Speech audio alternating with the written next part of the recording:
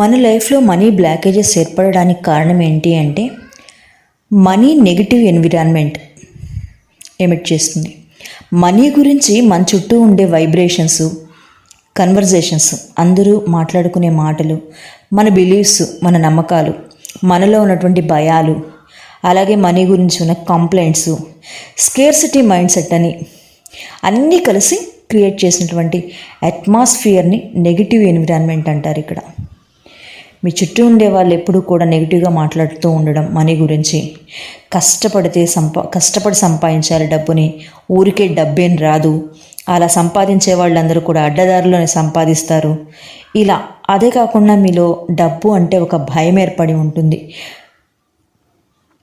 Money అంటే కష్టము అని చెప్పి పీపుల్ మీ చుట్టూ ఉండడము, ఇలాంటి స్టేట్మెంట్స్ మన బ్రెయిన్లో రెసిస్టెంట్ క్రియేట్ చేస్తాయి.